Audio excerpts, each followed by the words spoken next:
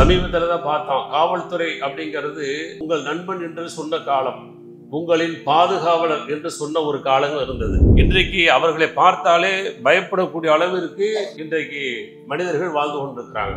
அப்ப இன்றைக்கு உள்ள இந்த சட்டங்களும் இன்றைக்கு நடந்து கொள்ளக்கூடிய இந்த நடவடிக்கைகள்லாம் எந்த அளவுக்கு அப்படின்னு சொன்னா, ஒரு காட்டு மிராண்டிகள் நடக்கக்கூடாத அந்த அளவுக்கு மிக கொடூரமான நடத்தல பார்க்கணும். ஏன்னா சட்டம் பெரிய சட்டம் இல்ல, பிடிச்சா என்ன செய்வாங்க, உள்ள கொண்டு வைப்பாங்க. சில மாதங்கள் இருப்போம், அபராதம் கட்ட சொல்லுவாங்க, அபராதம் கட்டிட்டு வந்துருவோம். அஜித்குமாரை கொண்டது போல சில கயவர்கள், முட்டாள்கள், என்ன வேணா சொல்லலாம், அவர்கள் அந்த அயோக்கியர்கள் மாதிரி உள்ளவங்க தான் அடிச்சு கொள்ளுவான். ஒரு பெண்ணிட்ட போய் அட்ரஸ் கேட்டுட்டு அப்படி நகையை பறிச்சுட்டு ஓடுறான்ல, ஓடும் பொழுது இந்த கையை பார்ப்பான். இந்த நகையை பிடிச்ச இந்த கையை, இந்த நகையை வித்து சாப்பாடு வாங்கலாம், இட்லி வாங்கலாம், தோசை வாங்கலாம், பொங்கல் வாங்கலாம்னு சொல்லி, அல்லது பிரியாணி வாங்கலாம்னு சொல்லி இப்படி போய் சாப்பிடுறதுக்கு இந்த கை இருக்காது. விபச்சாரம் செய்த ஆணாக இருந்தாலும் சரி, பெண்ணாக இருந்தாலும் சரி, திருமணம் முடிக்கல அப்படின்னு சொன்னா தான் பொண்டாடிட்ட வரக்கூடாது, தான் மகள்கிட்ட வரக்கூடாது, தாயிட்ட அடுத்தாள் வரக்கூடாது. என்னடா அது? நீ இன்னொரு பெண்ணிட்ட போறிய, அது யாருக்கோ ஒரு தாய் தானே, யாருக்கோ ஒரு மனைவி தானே, யாருக்கோ ஒரு மகள் தானே. அது எவ்வளவு ஒரு அயோக்கியத்தனம் அது. குழந்தைகளை எந்த காரணத்தை மட்டும் கொள்ளக்கூடாது. கருவறைக்கு போன பிறகு சட்டத்தை கேட்டு வராதீங்க. கருவறையில உள்ள போன பிறகு என்ன செஞ்சுக்கிற, அதுக்கு முன்னாடி உனக்கு எங்க போச்சு அறிவு? பிஸ்மில்லாஹிர் ரஹ்மானிர் ரஹீம்.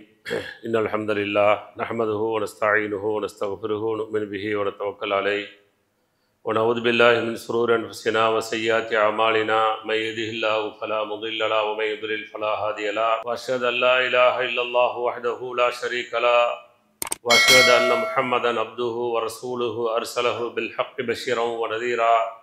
اللهم صل على محمد وعلى آل محمد كما صليت على إبراهيم وعلى آل إبراهيم إنك حميد مجيد. اللهم بارك على محمد وعلى آل محمد كما باركت على إبراهيم وعلى آل إبراهيم إنك حميد مجيد. أما بعد فإن خير الحديث كتاب الله وخير الهدي هدي محمد صلى الله عليه وسلم. شر الأمور محدثاتها كل محدثة بدعة كل بدعة ضلالة وكل ضلالة في النار. فأعوذ بالله من الشيطان الرجيم. يا أيها الذين آمنوا اتقوا الله حق تقاته ولا تموتن إلا وأنتم مسلمون. وقال أيضا يا أيها الناس اتقوا ربكم الذي خلقكم من نفس واحدة وخلق منها زوجها وبث منهما رجالا كثيرا ونساء واتقوا الله الذي تساءلون به والأرحام إن الله كان عليكم رقيبا. وقال أيضا يا أيها الذين آمنوا اتقوا الله وقولوا قولا سديدا يصلح لكم أعمالكم ويغفر لكم ذنوبكم ومن يطع الله ورسوله فقد فاز فوزا عظيما. அன்பிற்குரிய எல்லாம் வல்ல அல்லாஹ்வின் நல்லடியார்களே, அல்லாஹ்வுடைய மாபெரும் கருணையினால் எல்லாம் வல்ல அல்லாஹ் அவனால் ஒப்புக்கொள்ளப்பட்ட உயர்வான மார்க்கமாக இருக்கக்கூடிய இஸ்லாமிய மார்க்கத்தில் நம்மை எல்லாம் ஆக்கி, அதில் குறிப்பாக ஜும்மாவுடைய கடமையை அல்லாஹ்வும் அல்லாஹ்வுடைய தூதர் முஹம்மது ஸல்லல்லாஹு அலைஹி வஸல்லம் அவர்கள் எந்த அடிப்படையில் நடைமுறைப்படுத்த சொன்னார்களோ அந்த அடிப்படையில் நடைமுறைப்படுத்துவதற்காக வேண்டி நாம் எல்லாம் இங்கே கூடியிருக்கிறோம். இந்த சந்தர்ப்பத்திலும் இன்னும் பிற சந்தர்ப்பங்களில் இஸ்லாமிய மார்க்க விளக்கத்தை பெறக்கூடிய நாம் பெறுவதோடு நின்று விடாமல் நிறுத்தி விடாமல் செயல்படுத்தக்கூடிய மக்களாகவும் செயல்படுத்தாத பிற மக்களை செயல்படுத்த தூண்ட வேண்டும் என்ற கோரிக்கையோடு இந்த ஜும்மா உரையை துவங்குகிறேன். இன்றைக்கு வழங்கப்பட்டுள்ள தலைப்பு அல் கிசாஸ் வல் ஹுதூத், குற்றவியல் தண்டனைகள் அல்லது சட்டங்கள் என்ற தலைப்பின் கீழ் சில விஷயங்களை பார்க்க இருக்கிறோம். காரணம் என்ன ஒன்று சொன்னால், உலகத்தில் வாழக்கூடிய மனித சமூகம் மனித சமூகமாகவே வாழ வேண்டும் என்பதற்காக வேண்டி அவர்களுக்கு மத்தியில் ஏற்பட்ட பிணக்குகள், பிரச்சனைகள், அவர்களுக்கு ஏற்பட்ட குறை நெறிகளை எல்லாம் அல்லாஹ்வுடைய வழிகாட்டுதல் அடிப்படையில் தீர்த்து கொள்வதற்காக வேண்டி இறை தூதர்களை அல்லாஹ் அனுப்பி பல்வேறு சட்டங்களை கொடுத்து அவர்களை நல்வழிப்படுத்தி கொண்டே இருந்தான்.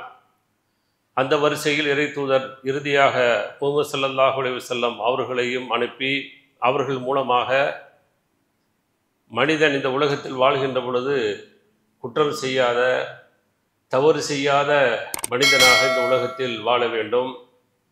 அதையும் மீறி மனிதனுடைய யதார்த்தம், இயல்பு அவனை குற்றம் செய்யக்கூடியவனாக மாற்றி விடுகின்ற பொழுது அந்த குற்றத்திற்கான சில தண்டனைகள் இந்த உலகத்திலேயே வழங்கப்பட வேண்டும் என்ற நியதியை அல்லாஹ்வும் அல்லாஹ்வுடைய தூதரும் ஏற்படுத்துகிறாங்க. அது குறிப்பாக தனி மனித சார்ந்த குற்றங்களாக இருந்தால் அதற்கான தண்டனைகள் பெரும்பாலும் இல்லை, சிலது இருக்கிறது. அதே சமயத்தில் அடுத்த மனிதருக்கோ அடுத்த சமூகத்திற்கோ அடுத்தவர்களுக்கு தீங்கிழைக்கக்கூடியதாக இருக்கின்ற பட்சத்தில் அவர்கள் மீது கொஞ்சம் கடுமையான தண்டனையை கொடுத்து மற்றவர்கள் இந்த உலகத்தில் வாழ்கின்ற பொழுது அவர்கள் சந்தோஷமான முறையிலே வாழ வேண்டும் என்பதற்காக வேண்டி அல்லாஹ் குற்றவியல் சட்டங்கள் என்று சொல்லி உலகத்திலேயே நிறைவேற்றப்பட வேண்டிய சட்டங்களாக அல்லாஹ் சில சட்டங்களை சொல்லியிருக்கிறான். சரி, நாம் இதை பார்க்கறதுனால என்ன அப்படின்னு சொல்லி நினைக்கலாம். நாம் பார்க்கறதுனால நாம் இந்த விஷயங்களை எந்த அளவுக்கு பகிர முடியுமோ பகிர்ந்துக்கிட்டே இருக்கணும். ஏன்னால் இன்றைக்கு சட்டங்களை யாரெல்லாம் கையில் எடுக்க முடியுமோ அப்படியெல்லாம் எடுத்துக்கொள்ள முடியும் என்ற ஒரு போக்கோடு போய் கொண்டிருக்கிறது. சமீபத்தில் தான் பார்த்தோம், காவல்துறை அப்படிங்கிறது உங்கள் நண்பன் என்று சொன்ன காலம், உங்களின் பாதுகாவலர் என்று சொன்ன ஒரு காலம் இருந்தது. இன்றைக்கு அவர்களை பார்த்தாலே பயப்படக்கூடிய அளவிற்கு இன்றைக்கு மனிதர்கள் வாழ்ந்து கொண்டிருக்கிறாங்க. எது எடுத்தாலும் அடி என்ற அளவிற்கு அவர்களை அரெஸ்ட் பண்ணி கொண்டு போயிட்டு அடிக்கவே கூடாது அப்படின்ட்டு சட்டம் இயற்றப்பட்டிருக்கு. அவர்களை விசாரிக்கின்ற பொழுது, விசாரணை கைதிகளாக இருக்கின்ற பொழுது அடிக்கக்கூடாது என்பது சட்டம், இந்திய அரசியலமைப்பு சட்டம். ஆனால் அதையெல்லாம் மீறி பன்னெடுங்காலமாக பார்க்குறோம். அவனுக்கு கொடுத்ததை கொடுத்தாதான் சரியாக வருவான் என்று சொல்லி தாறுமாறாக மரணத்துடைய விளிம்புக்கு போகக்கூடிய அளவுக்கு உண்டான அடிகள். இன்னும் சிலர் அடி என்னன்னு சொன்னால் மரணத்துக்கே போயிடுவாங்க. அஜித்குமார் மாதிரி ஆளுகள்லாம் மரணத்திற்கே போயிடுறாங்க. அந்த அளவுக்கு கொடுமையான அடிகள். இப்படி இஸ்லாம் சொல்லவே இல்லை. இப்படி அடித்து சித்திரவதை பண்ணி அவனை சின்னாபின்னமாக்கு அப்படின்னு சொல்லலை.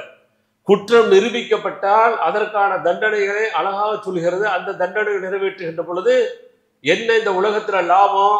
அல்லாஹ் சொல்றான், வலக்கும் ஃபில் கிசாசி ஹயாத்துன் யா உலில் அல்பாப் லஅல்லக்கும் தத்தகூன். உங்களுக்கு பழிக்கு பழி வாங்குவது இது போன்ற சட்டங்களின் மூலமாக அல்லாஹ் எதை விரும்புகிறான் அப்படின்னு சொன்னா உயிர் உள்ளவர்களுக்கு ஒரு பாடமாக இருக்கும் என்று அல்லாஹ் விரும்புகிறான். அறிவுடைய சமூகத்திற்கு இது ஒரு வாழ்வாதாரமாக இருக்கும் என்று அல்லாஹ் சொல்றான். பார்ப்பவர்கள் என்ன செய்வாங்க? பயப்படுவார்கள். அடுத்து இது போன்ற குறைகளை செய்யாதவர்களாக, குற்றம் செய்யாதவர்களாக இந்த உலகத்தில் மாறக்கூடிய ஒரு வாய்ப்பை தான் ஏற்படுத்துது. அப்ப இன்றைக்கு உள்ள இந்த சட்டங்களும் இன்றைக்கு நடந்து கொள்ளக்கூடிய இந்த நடவடிக்கைகள்லாம் எந்த அளவுக்கு அப்படின்னு சொன்னா ஒரு காட்டு மிராண்டிகள் நடக்கக்கூடாத அந்த அளவுக்கு மிக கொடூரமான நடத்தல பார்க்கிறோம். அப்ப இஸ்லாம் இந்த மாதிரி சொல்லி இருக்குதா? அவங்க தவறே செய்யாம தான் இருந்தாங்களா? அந்த கால மக்களுக்கு தவறுக்கு சம்பந்தம் இல்லாம இருந்துச்சாண்டா அவர்கள் தவறு செய்யத்தான் செஞ்சாங்க. அல்லாஹ்வுடைய தூதர் ஸல்லல்லாஹு அலைஹி வஸல்லம் அவங்க வர்றதுக்கு முன்னாடி ஏராளமான தவறுகள், ஏராளமான குற்றங்களை செஞ்சுக்கிட்டு இருந்தாங்க. அது அல்லாஹ் திருமறை குர்ஆன்ல சூரத்து மும்தஹினால 12வது வசனமா சொல்றான். பெண்கள் உடன்படிக்கை செய்ய வர்றாங்க. அப்ப அவங்க என்ன மாதிரியான உடன்படிக்கை செய்தாங்க அப்படிங்கிற செய்தியை அல்லாஹ் சொல்லுகின்ற பொழுது, யா ஐயுஹன் நபி, நபியே இதா ஜாக்கல் மூமினாத், மூமினான பெண்கள் இருக்கிறார்கள், அவர்கள் உங்களிடத்தில் வருகிறார்கள் அல்லது வந்த பொழுது யுபாயினக, அவர்கள் உங்களிடத்தில் பையத் செய்வதற்காக வேண்டி, உடன்படிக்கை செய்வதற்காக வேண்டி வந்தாங்க. எதை பற்றி உடன்படிக்கை செய்தாங்க?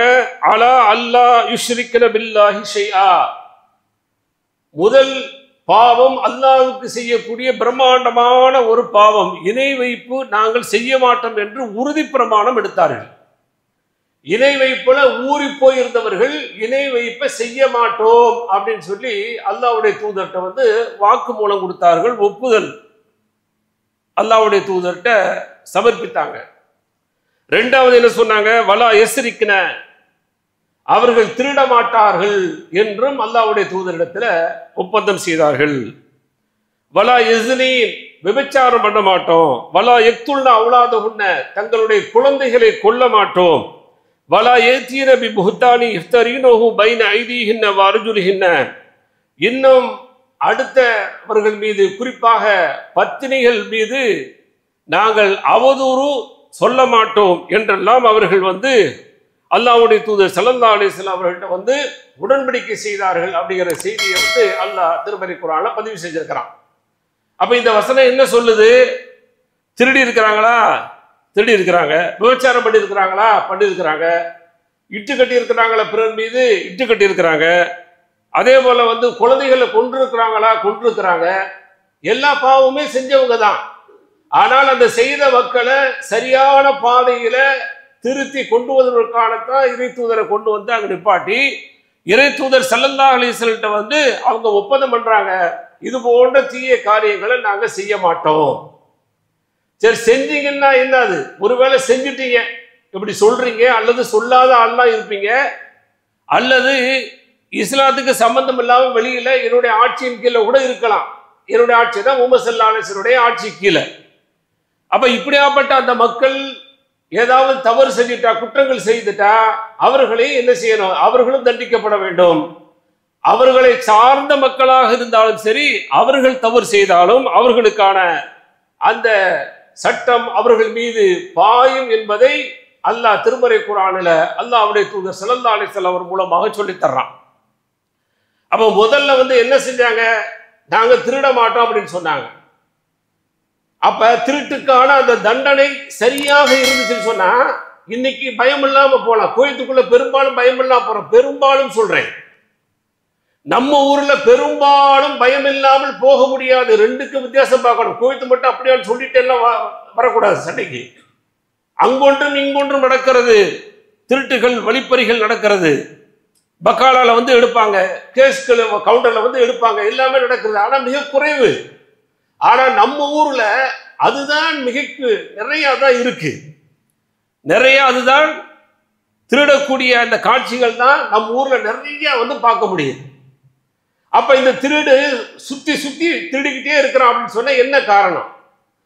உங்களுக்கு தெரியும், சில மாதங்கள் அல்லது வருடங்களுக்கு முன்பாக ஒரு பிரம்மாண்டமான ஒரு நகைக்கடைய அப்படியே நோட்டம் பார்த்து எங்க ஓட்டம் ஓட்டி இறங்கி எப்படி அந்த நகையை எடுத்து வைக்கலாம். நகைங்கிறது டிஸ்பிளேலேயே இருக்காது, அது எல்லாத்துக்கும் தெரியும் தானே.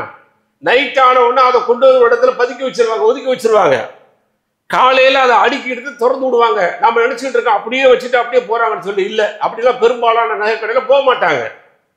ஆனா அதையும் நோட்டமிட்டு உள்ள போய் திருடிட்டு வர்றான். அப்ப இவ்வளவு பெரிய திருடு செய்யறான் அப்படின்னு சொன்னா அவனுக்கு என்ன? நாம திருடி சந்தோஷமா வாழ முடியும் இந்த உலகத்துல. ஏன்னா சட்டம் பெரிய சட்டம் இல்லை. பிடிச்சா என்ன செய்வாங்க? உள்ள கொண்டு வைப்பாங்க.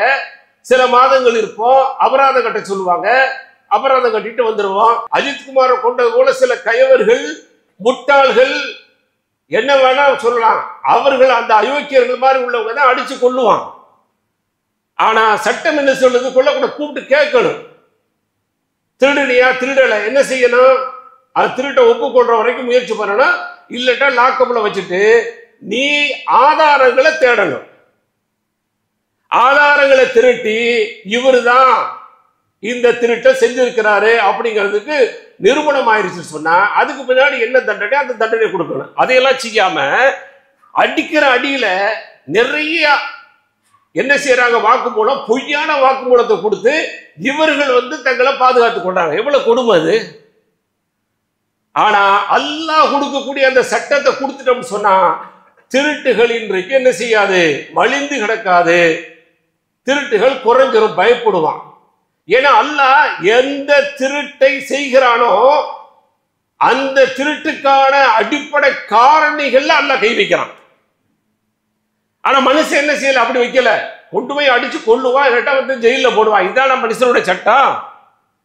ஆனா அல்லாஹ்வுடைய சட்டம் என்ன? வஸ்ஸாரிகு வஸ்ஸாரிகத்து ஃபக்தவு ஐதியஹுமா ஜஸாஅம் பிமா கஸபா.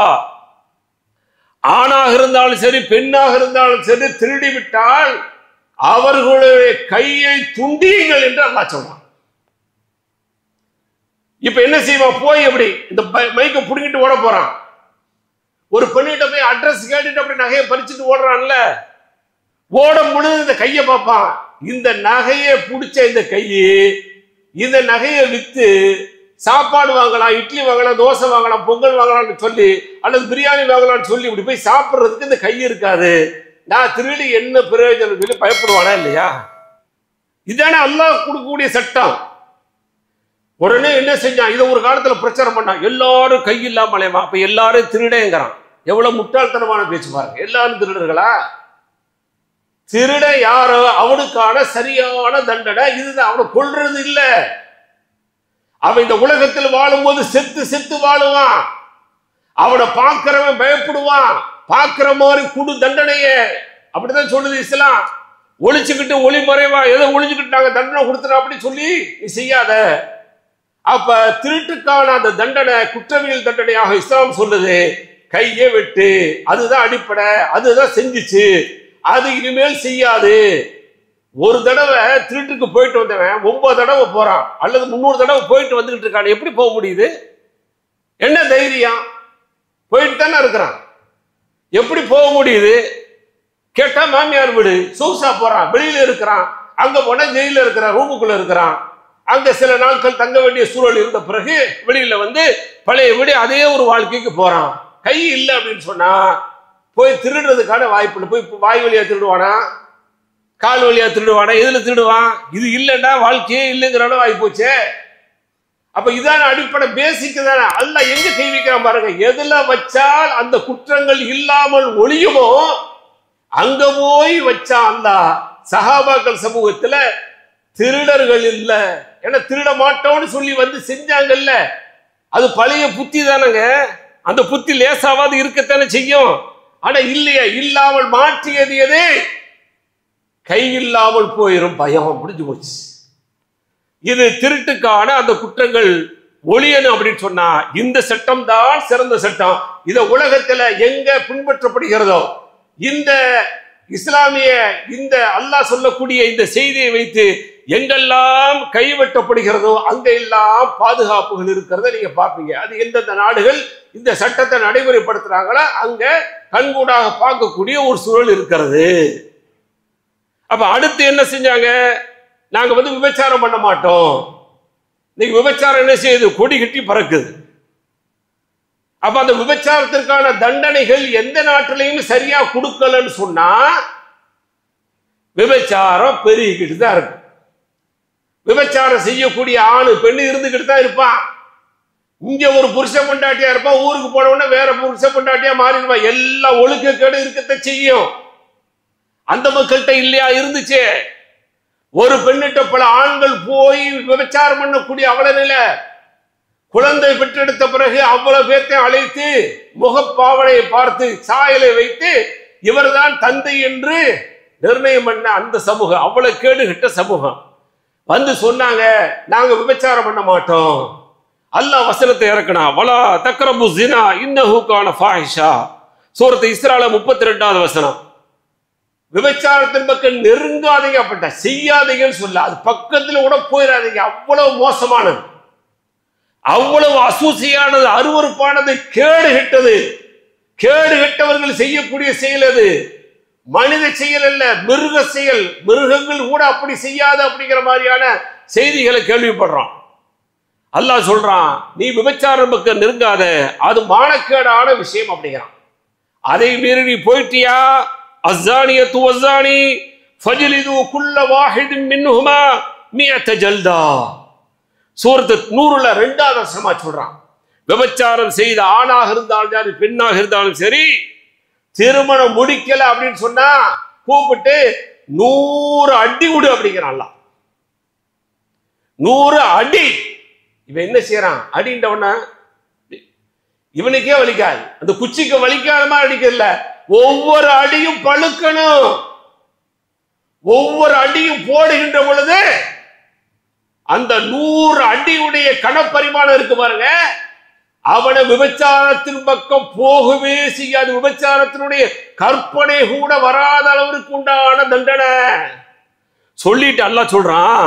ஏன் அப்படி சொல்றேன்? வலா தஅஹுதுகும் பிஹிமா ரஃபதன் ஃபீ தீனில்லாஹ் இன் குன்தும் தூமினூன பில்லாஹி வல் யௌமில் ஆகிர். நீங்க அப்படி தண்டனையை கொடுக்கும்போது இரக்கம் காட்டாதீங்க அப்படிங்கிறான். துடிக்கிறான், அழுகிறான், என்னென்னமோ செய்யறான் அல்லது செய்யறான் அப்படிங்கிறதுக்காக வேண்டி உன்னுடைய அடியுடைய அந்த ஸ்ட்ராங்க தளர்த்தாத, இறக்கப்படாத, அடி, அந்த அடிதான் அவனை திருத்தம். வல் யஷ்ஹத் அதாபஹுமா தாயிஃபத்து மினல் முஃமினீன். இத இறை விசுவாசிகள்ல ஒரு கூட்டம் பார்க்கட்டும் அப்படிங்கிறான்.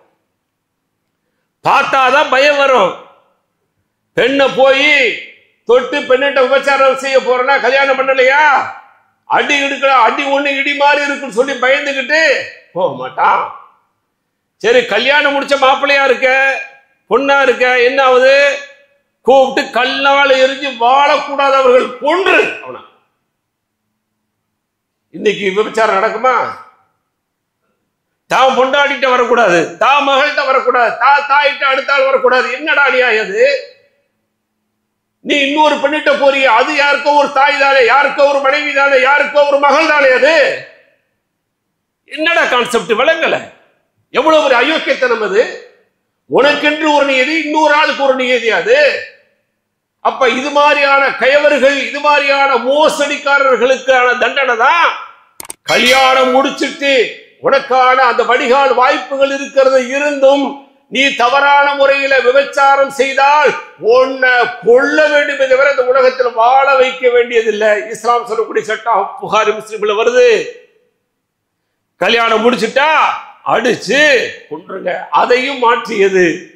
ஆம்பளையில பாத்தீங்கன்னா மாயிஸ், பெண்ல பாத்தீங்கன்னா மஹ்சியுமே குலத்தை சேர்ந்த ஒரு பெண், 2 பேர் தான் வரலாற்றுல விபச்சாரம் பண்ணிட்டு அல்லாஹ்வுடைய தூதர்கிட்ட தண்டனை வாங்கி இந்த உலகத்தை விட்டு அவர்கள் போனாங்க அப்படிங்கிற செய்தியை பார்க்க முடியுது.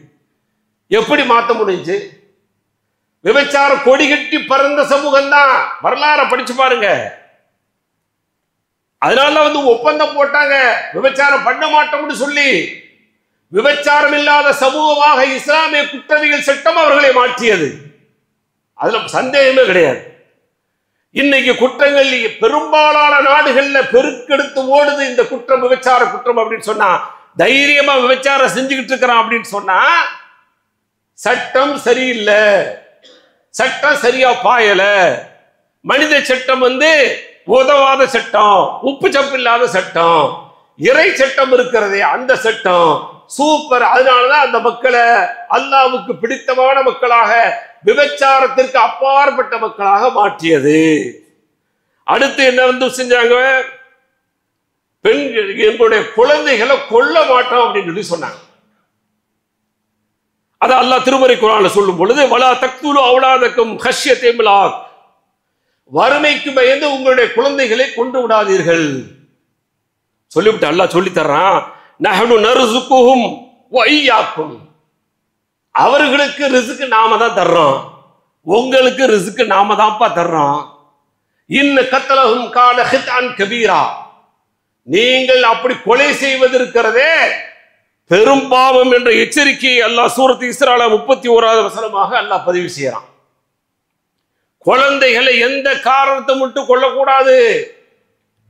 கருவறைக்கு போன பிறகு சட்டத்தை கேட்டு வராதீங்க. கருவறையில உள்ள போன பிறகு என்ன செஞ்சுக்கிற, அதுக்கு முன்னாடி உனக்கு எங்க போச்சு அறிவு? அல்லாஹ்வுடைய தூதர்கிட்ட கேட்டாங்க. அல்லாஹ்வுடைய தூதர் அவர்களே, நாங்கள் அந்த பிள்ளை பெறாமல் இருப்பதற்காக வேண்டி தடுத்து கொள்ளக்கூடிய முறை ஒண்ணு நாங்க யூஸ் பண்ணலாம்னு பாக்குறோம். என்ன? அசில். நாங்க தாம்பத்திய உறவுல ஈடுபட்டு விந்து உள்ளே செல்கின்ற பொழுது விந்தை உள்ளே செலுத்தாமல் வெளியே இழுத்து விந்து வெளியே விட்டுருவோம். இதற்கு பேர் அசில் என்று அரபில சொல்லப்படும். இது நாங்க செஞ்சுக்கலாமான்னு சொல்லி சட்டம் கேட்கிறாங்க. அல்லாஹ்வுடைய தூதர் சொன்னாங்க, செஞ்சுக்கிடுங்க, ஆனா விதி முந்திருச்சுன்னு சொன்னா அது பாட்ட உள்ள அடிச்சுட்டு போயிடும், முடிஞ்சு போச்சு. விதின்னு ஒண்ணு இருக்குல்ல, அதை எதுவும் வெல்ல முடியாது, ஆனா செஞ்சுக்கிடுங்க அப்படின்ட்டாங்க. அதுக்கு முன்னாடி நீங்க தற்காப்பாக என்ன செய்றீங்களோ செய்யுங்க, பிரச்சனை இல்லை. உள்ள போன பிறகு நீங்க கொலை பண்றீங்கல்ல, இதுதான் கொலைங்குது இஸ்லாம். அது உடல் வந்துச்சா, உயிர் வந்துச்சா, என்ன வந்துச்சு, உள்ள போயிடுச்சு, கரு பிடிக்குதுன்னு தெரியுது, எல்லாம் தெரிஞ்ச பிறகு அதை அழிப்பதற்கான ஆயத்த பணிகள் வேலைகளை எதுக்கு செய்யற? இதை செய்ய மாட்டோம்னு சொன்னாங்க. பெரும்பாவம் என்று பயந்தார்கள். எந்த அளவுக்கு அது கேடு கெட்ட சமூகமா இருந்துச்சே. அவர்களுக்கு பெண் குழந்தை இருக்கிறது என்று சுப செய்தி சொல்லப்பட்டால் வல்ல வஜுஹு அவர்களுடைய முகம் அப்படியே கருத்து போயிடும். அப்படியே கோபத்தை மிண்டுக்கிட்டு இதை உயிரோடு வைக்கலாமா புதைக்கலாமா என்று சொல்லி அவர்கள் அதை புதைத்தார்கள் என்பதுதான் வரலாறு. அந்த மக்களை மாற்றியது இல்ல, பெண் குழந்தைகளை புதைக்க கூடாது, வறுமைக்கு பயந்து குழந்தைகளை கொல்லக்கூடாது. அப்படி கொன்னு சொன்னா பெரும்பாவம் மட்டுமல்ல, விதல் மவுதத்து சுயிலத் பி ஐதம்மின் குத்திலத் சூரத் தக்வீர்ல 8 வசனமா சொல்றான். அந்த கொல்லப்பட்ட பெண் குழந்தைகள் பற்றி விசாரிக்கப்படும். என்னப்பா பாவம் செஞ்சிச்சு, அது ஏப்பா கொண்டேன்னு அல்லாஹ் கேட்பா, என்னடா பதில் சொல்லுவேன்? வந்து கேட்கிறாங்க. உள்ள கருவறையில இருக்கும் பொழுது குழந்தைய டாக்டர் செக் பண்ணாங்கன்னா ஹார்ட்ல லேச ஓட்ட இருக்குன்னு சொல்றாங்க, இந்த குழந்தைக்கு பிரச்சனை ஆகும்னு சொல்றாங்க, குழந்தைய வெளியில எடுத்துடலாமா சட்டம் கேட்கிறாங்க. வந்து மூளை வளர்ச்சி கம்மியா இருக்கா எல்லாம் கண்டுபிடிச்சிட்டான். இங்க வெளியில இருந்துகிட்டே உள்ள மூளை வளர்ச்சி கம்மி, ஹார்ட் பீட் ஒரு மாதிரியா இருக்கா. அதுக்கான மருத்துவத்தை குறை சொல்லி நினைக்காதீங்க, இது ஏன் சொல்றேன்னு சொல்றேன். இது எல்லாம் கண்டுபிடிச்சு இவர்கிட்ட சொன்ன உடனே வந்து ஃபத்வா கேட்கறது, இப்படி இருக்குது என்ன செய்யலாம், கொண்டலாமா? சரி இன்னைக்கு ஸ்கேன் இருக்கு, ரைட்டுப்பா. எங்க அத்தா அம்மா காலத்துல ஸ்கேன் இல்லையே, பெத்து எடுத்தாங்களே, நல்லா தானே இருந்துச்சு. அன்னைக்கெல்லாம் எந்த ஊனம் இல்லையே, அல்லாட்ட பிரார்த்தனை செஞ்சமா, நல்ல குழந்தையை கூட, சாலிகான குழந்தையை கூட, ஒழுக்கமுள்ள குழந்தையை கூட, ஊனம் இல்லாத குழந்தையை கூட கேட்டமா. அன்னைக்கு ஊனத்தோடு பிறந்ததே. நான் சிறுபிள்ளையா இருக்கும்போது பாத்தீங்கன்னா இளம்பிள்ளவாதம் தெருவுக்கு தெருவு பார்த்தது. இன்னைக்கு இளம்பிள்ளவாதமே இல்லையே, எங்க போச்சு? குழந்தை பிறந்து வருகின்ற பொழுது இளம்பிள்ளவாதம் என்று சொல்லக்கூடிய அந்த குறையோடு தான் அந்த குழந்தை வந்தது. எங்க போச்சு அது? அன்னைக்கு ஸ்கேன் இல்லையே. இன்னைக்கு மாதிரி ஸ்கேன் இருந்தா இளம்பிள்ளவாதம் உள்ள என்ன செய்ய, ஃபத்வா எடுத்துரு, உன்னை வெளியே எடுத்துரு, கொன்றுவியா? மனிதாபிமானம் இல்லை உனக்கு? ஒரு பிள்ளை கிடைக்காத அவர்களுக்குத்தான் பிள்ளையுடைய வேதனை தெரியும். மலடர்களாக எல்லாம் வச்சிருக்கான் பாருங்க, அவங்களுக்கு தான் வேதனை புரியும். ஆனா உனக்கு ஈஸியா அல்லாஹ் அந்த குழந்தையை கொடுத்த உடனே அடுத்து வந்து கேள்வி என்ன? மூளை வளர்ச்சி கம்மி, ஹார்ட் பீட் கம்மி, அது கம்மி, இது கம்மி, என்ன செய்ய, வெளியே எடுத்துறவா? எதுக்கு எடுக்கிற? கொடுத்துட்டான்ல, எடுத்துக்கிட்டு என்ன கொடுத்தாடா அதை அனுபவி. கண்ணு ஊனமா பிறக்கலையா? முதல்ல இந்த பக்கத்து பாத்தீங்கன்னா பாதி இதுல செய்ய வாயே இருக்காது, அப்படி பிறக்கலையா? காது ஒரு மாதிரியா பிறக்க, அப்படி பிறக்கலையா? முன்னாடி ஊனம்லாம் பிறக்கத்தான் செய்ய. இன்னைக்கு கண்டுபிடிங்க, ஆய்வு இருக்குது, ஆராய்ச்சி இருக்குன்னா கண்டுபிடித்தது குழந்தையை அழிக்க கூடாது. அவர்கள் அவ்வளவு மோசமான மக்களாக இருந்தாங்க. சட்டம் இறங்கிய பிறகு பெரும்பாலும் மறுமையில் விசாரணை இருக்கிறது, அல்லாஹ்வுடைய மன்றத்தில் விசாரிக்கப்படுவோம் என்ற பயத்தோடு குழந்தைகளை கொல்வதை நிறுத்திட்டாங்க. ஆனா இன்றைக்கு குழந்தைகளை கொல்வது சர்வ சாதாரணமா போயிடுச்சு. இல்ல எங்க போயிடுச்சு? கருவறையில போன பிறகு திரும்ப கொல்றீங்களே, இது என்ன வேலை இது? அதுக்கு முன்னாடி நீங்க செய்யறதுக்கு மார்க்க அனுமதிக்குது, அது பிரச்சனை இல்லை, அது அல்லாஹ் நாடுனால தான் நடக்கும். நீங்க எவ்வளவு பெரிய பாதுகாப்பு சேஃப்டி போட்டுக்கிட்டாலும் அல்லாஹ் நாடிட்டான்னு சொன்னா, விதி முந்திருச்சுன்னு சொன்னா விந்து உள்ள போயிடும், ஆட்டோமேட்டிக்கா போய் குழந்தை தெரிச்சிடும். ஏத்துக்கிறோம். டாக்டர் சொல்லுவாங்க பிரச்சனை இல்லை, எதுவா இருந்தாலும் கடவுள் கொடுத்ததை ஏத்துக்கிறேன் அப்படிங்கிற மனப்பான்மை இருக்கு பாருங்க, அதுதான் இஸ்லாம் சொல்லக்கூடிய சட்டமாக பார்க்கிறோம். அடுத்து வந்து என்ன சொன்னாங்க? பத்திரித்தனமான ஆண்கள் பெண்கள் இருக்காங்க, அவங்க மேல வந்து இட்டு கட்டக்கூடிய காரியத்தை செஞ்சாங்க, அதை செய்ய மாட்டோம்னு சொன்னாங்க. அதற்கும் அல்லாஹ் தண்டனை கொடுக்குறான். ஏன்னா நீங்க சர்வசாதாரணம் என்ன செஞ்சது, பிடிக்கல அப்படின்னு சொன்னா இட்டு கட்டி ஏதாவது சொல்லிடுறது. அல்லாஹ் அதற்கான சட்டத்தை என்ன சொல்றான்? வல்லதீன யர்முனல் முஹ்ஸனாத், பத்திரித்தனமான பெண்கள் மீது யார் இட்டு கட்டுகிறார்களோ, சும்மலம் தூபி அர்பதி ஷுஹதா, 4 சாட்சிகள் கொண்டு வரவில்லை என்று சொன்னால் ஃபஜ்லிதூஹும் ஸமானீன ஜல்தா, 80 அடி அடிங்கள்ங்கிறாங்க. எல்லாமே அடிதான், அடி இல்ல அடி. ரெண்டுக்கு வித்தியாசம் புரிஞ்சுக்க. அடி அப்படின்னா அது அடி, அதான் அடி. 80 அடி அடிக்கிற அடியில அவன் இனிமேல் யாரை பத்தியுமே தப்பாக இட்டுக்கட்ட வேலையை செய்ய மாட்டான். வலா தக்பலு லஹும் ஷஹாதத்தன் அபதா, அவங்கள்ட்ட இருந்து சாட்சிகளை எப்பொழுதுமே ஒப்புக்கொள்ளாதீர்கள், அவ்வளவு பெரிய மோசடிக்காரர்கள் அவர்கள். அவர்கள் தான் பாவிகள் என்று அல்லாஹ் சூரத்து நூறுல 4வது வசனமாக அல்லாஹ் பதிவு செய்யறான். அதே போல இன்னைக்கு பாத்தீங்கன்னா மது பிரியர்கள், மதுவை ஒழிக்கிறதுக்கு இந்த நாடு எவ்வளவு பாடுபடுது, எவ்வளவு முயற்சி பண்ணுது. அயோக்கியர்கள் தான் வாழ்ந்ததற்காக வேண்டி கடல் மார்க்கம், தரை மார்க்கம், வான் மார்க்கம், எந்த மார்க்கம் எல்லாம் கொண்டு வர முடியுமோ அவ்வளவு அயோக்கியத்தனத்தை பண்றான்.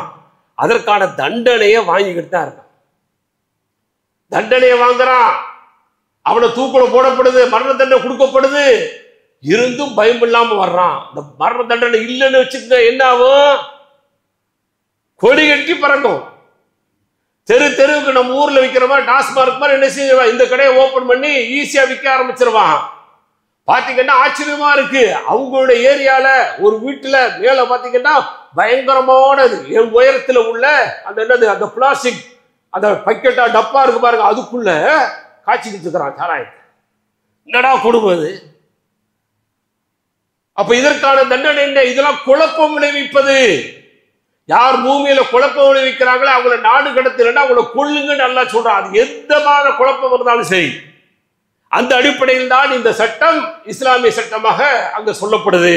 அதே போல யாராவது மது குடிச்சிட்டாங்கன்னு சொன்னா அவர்களை செருப்பால, அதே மாதிரி இன்னும் தோளால அவங்களை அடிங்க, 40 அடி அடியுங்கள் என்று சொல்லக்கூடிய செய்தி முஸ்லிம்கள் பதிவு செய்யப்பட்டிருக்கு. அதே போல அடுத்து ஓரினை சேர்க்கை என்று சொல்லக்கூடிய கேடு கெட்டது சில அரசுகள் இதை அனுமதிக்கிறான். பார்த்தீங்களா, ஒரு மனுஷனை புணரவே கூடாது. இது எந்த உயிரினத்திலும் இருக்க மாதிரி தெரியல, எந்த உயிரினத்திலும் இருக்க மாதிரி தெரியல. அறிவுள்ள உயிரினத்துல கேடு கெட்டது இருக்கிறது. ஒரு ஆணும் ஒரு பெண்ணும் சேர்வதற்காக 2 உறுப்புகளை வித்தியாசமான முறையில் அமைத்து நீங்கள் உங்களுடைய சுகங்களை இப்படித்தான் போக்கிக் கொள்ள வேண்டும் என்ற அருமையான வழிமுறை சொன்ன இந்த உலகத்துல சட்டம், இஸ்லாமிய சட்டம், அதை ஃபாலோ பண்ணாம இது மாதிரியான ஓரினை சேர்க்கை செய்யறான் அப்படின்னு சொன்னா அவனையும் என்ன செய்யணும்? அவனுக்கும் தண்டனை இருக்கிறது. அல்லாஹ்வுடைய தூதர் ஸல்லல்லாஹு அலைஹி வஸல்லம் சொல்லக்கூடிய செய்தி திருமதியில பார்க்கிறோம். மன் வஜத்துமுஹு யஅமலு அமல கௌமு லூத், கௌமி லூத், லூத் அலைஹிஸ்ஸலாம் அவர்களுடைய அந்த கூட்டத்தார்கள் செய்த செயலை பார்த்தீங்கன்னு சொன்னா ஃபக்துலுல் ஃபாயில வல் மஃபூல், செஞ்சவன் செய்யப்பட்டவன் 2 பேரை கொல்லுகிறான். அவன் இந்த உலகத்தில் வாழ தகுதியற்றவன். சட்டம், ஆனா இன்னைக்கு சட்டம் இயற்றான். பெரிய கொடுமை. அரசே சில நாடுகளில் சட்டம் இயற்றுகிறது, நீ தாராளமா செஞ்சு கேடு கட்ட செய்யறது இல்லையா? அது அப்ப இயற்கைக்கு மாற்றமல்ல, மனித குலத்திற்கே இது மிகப்பெரிய துரோகம் மாத்திரமல்ல, மிகப்பெரிய சங்கடத்தையும் அசூசையும் அசிங்கத்தையும் ஏற்படுத்தக்கூடியது. அதனால அல்லாஹ் இந்த சட்டத்தை சொல்றான். இன்னும் பல்வேறு சட்டங்களை அல்லாஹ் சொல்றான். சூரத்து பக்கரால 178 பாத்தீங்கன்னு சொன்னா அது ஒரு சட்டம் சொல்றான். குத்திப அலைக்குமுல் கிசாஸ் ஃபில் கத்லா, ஒருத்தர் கொலை பண்ணிட்டான்னு சொன்னா கொலைக்கு கொலை பழி வாங்குதல் இருக்கிறது, உங்கள் மீது கடமை அப்படின்னு சொல்றான். அல் ஹுர் பில் ஹுர், சுதந்திரவானா இருந்தா சுதந்திரவான், வல் அபது பில் அபது, ஒரு அடிமையா இருந்தா ஒரு அடிமை, பில் உன்சா வல் உன்சா பில் உன்சா, ஒரு பெண்ணாக இருந்தால் பெண். யார் கொலை செய்தானோ கொலை, அந்த கொலை செய்யப்பட்டவனை தான் கொலை செய்யணும், வேற யாரையும் செய்யக்கூடாது அப்படிங்கிற குற்றவியல் சட்டத்தை அல்லாஹ் சொல்லி தர்றான்.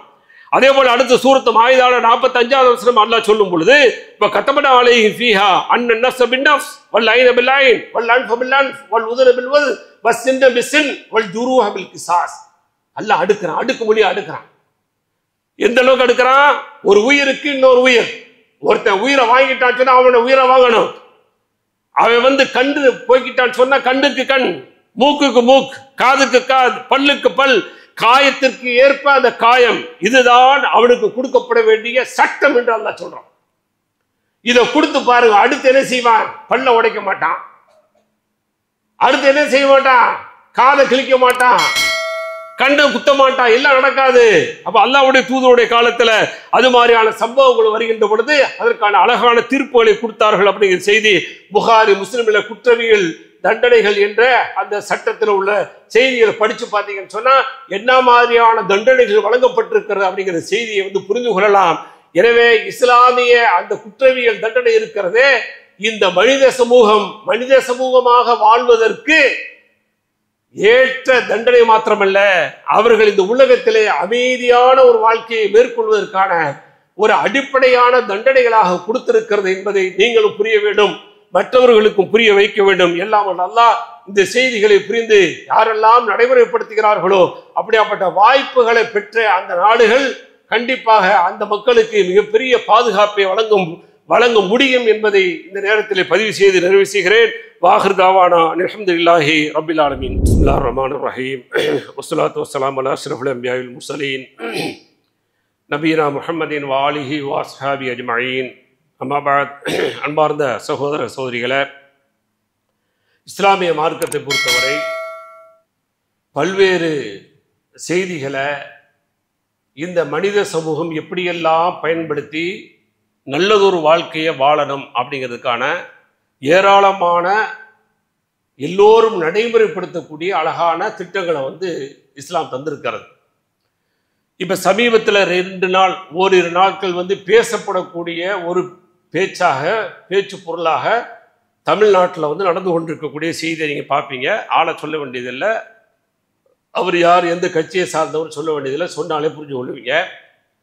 என்ன சொல்றாரு அப்படின்னு சொன்னா, கடவுளுக்கு வந்த காணிக்கை, குறிப்பாக கோயில்களுக்கு வந்த காணிக்கைகளை அதை குறிப்பாக மாணவர்களுடைய பயன்பாட்டுக்கு கல்லூரிகள் கட்டுறாங்க, அது போன்றதுக்கு செலவழிக்கிறாங்க.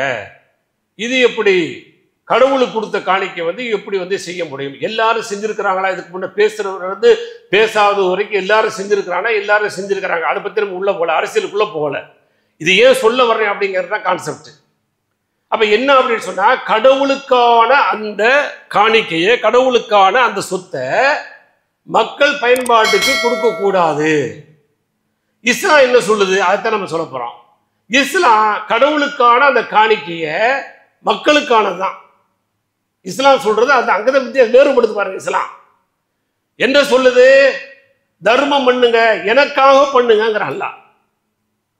இப்ப நான் 5 தினார் கொடுக்குறேன், அல்லாவுக்காக தான் கொடுக்குறேன். அல்லாஹ் வாங்கி அல்லாஹ் எதுக்காவது யூஸ் பண்றானா?